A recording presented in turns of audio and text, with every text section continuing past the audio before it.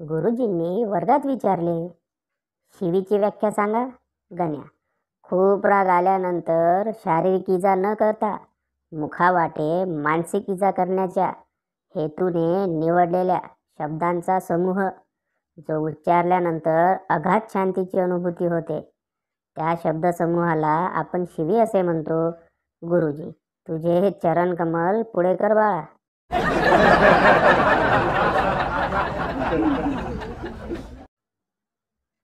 बायकोला घाबरत दारू पिणाऱ्यांसाठी सुविचार.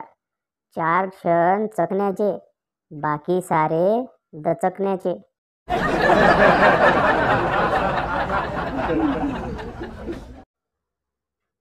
दिवाळीचा फराळ बनवताना बायकोला मदत केल्याचे फोटो व्हॉट्सॲपवर टाकून इतरांचे सुखी संसार धोक्यात आणू नये ही नम्र विनंती.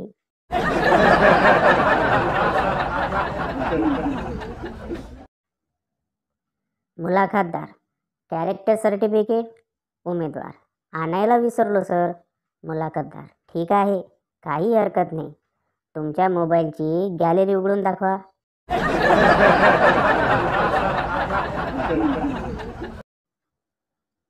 बायको, अहो पिंट्या रडतोय, मी त्याला छान गाणं म्हणून झोपवू का? नवरा, नको नको, त्यापेक्षा त्याला एकट्यालाच रडू दे.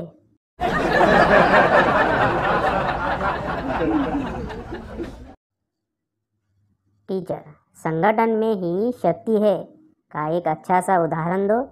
छात्र, जेब में एक बीड़ी हो तो टूट जाती है और पूरा बंडल हो तो नहीं टूटता.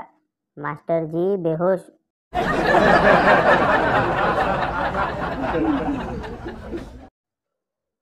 जर घरात घुसताना वरांड्यात एखादी नाजूक लेडी चप्पल दिसली तर कोणताही माणूस डोक्यावरचे केस सावरल्याशिवाय आत जात नाही.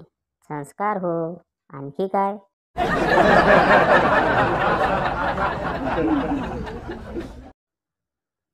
लोक जेव्हा या फराळ करायला असं म्हणतात तेव्हा भीतीच वाटते की हे नेमकं कशाला बोलावत आहेत, खायला की बनवायला.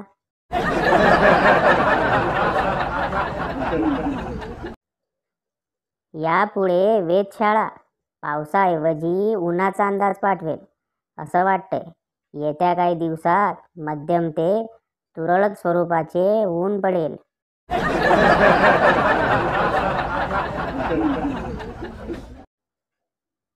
12 महिने तोंडाला रुमाल बांधून फिरणाऱ्या मुलींना लग्नानंतर नुसतं डोक्यावर पदर घे बोलल्यावर राग का येतो.